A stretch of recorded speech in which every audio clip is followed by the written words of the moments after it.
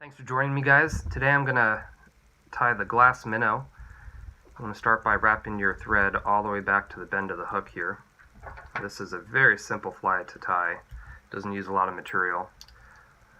Great for a beginner.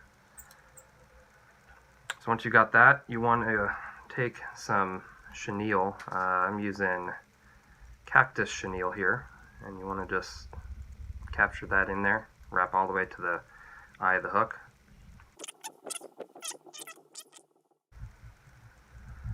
And we're about close enough here. You don't need right up to the edge, but definitely enough to cover most of the hook shank. Alright, once we got that, you want to make sure all these fibers are sticking straight up. Then we're going to take our synthetic fiber. Today I'm tying this in a white color, so this is going to be my white synthetic fiber. You want to measure out how much you're going to use. You want to use about twice as long as the hook shank, so that's about right. You want to double that up and cut off that amount, so now we got double of what we'd had.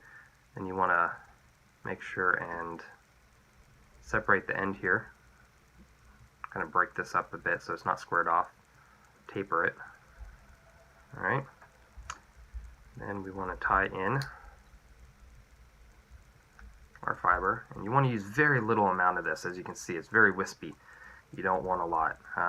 Wrap that a couple times to hold that in place. Then we take a piece of crystal flash. We're going to double it up on itself. Do that once more. So basically we're turning one piece of crystal flash into four. Alright, we do exactly the same thing. We tie that piece of crystal flash in. Okay. Double the whole thing over on top of itself.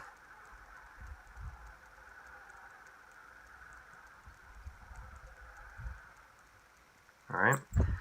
Then we're going to take more of our synthetic fiber. Make sure the ends are tapered. We obviously want to make sure it's measured out to about the same length, which it is. We tie that piece in, and then we're actually going to double that over. We're not going to tie in our flash material on this one. Okay. Then we are now going to take some crystal flash. Just one piece is all you need. We're going to do the same thing. Turn one piece into four by doubling it over and then doing that once more. Tie that in on the top.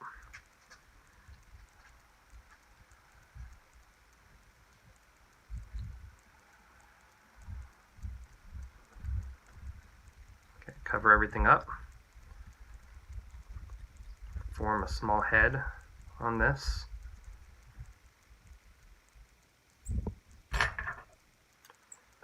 Take your whip finisher and finish this off here. Then I'm going to take a 3D eye. You can fish this just the way it is by putting like a drop of super glue on there, but I like dressing this up a bit with an eye. It really adds to this fly. Okay.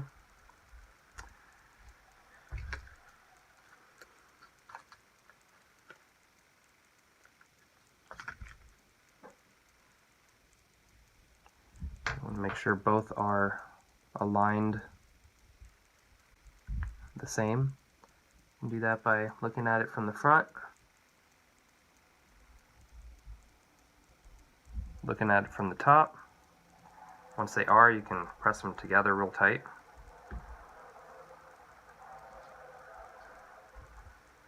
Get as close as you possibly can. And I'm going to take Solares. This is a UV curing epoxy. And I'm going to UV epoxy this in. Put a little drop of the epoxy on top. Take your bodkin,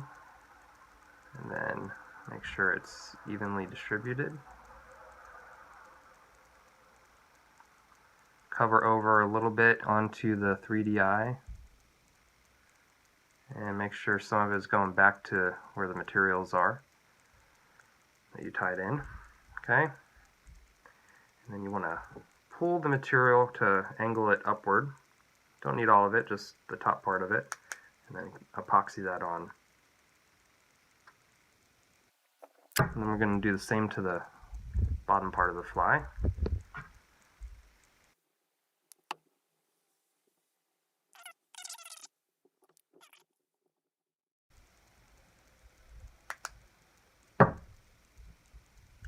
There you go. That is the glass minnow. When it gets wet, the ends will actually adhere to each other. It'll swim in the water with a fatter front end of the profile with a tapered back end. It'll swim just like that. It's a very nice profile fly. It's also very see-through. You can see right through it, especially when it's wet. And it's great at imitating small fry, glass minnows. You can tie it in a number of colors. I like just white, but it works great with many colors. You could also even alternate the color, put a darker fiber up top to give it more of like a white belly and a whatever color you want. But a very versatile fly, lightweight, easy to cast.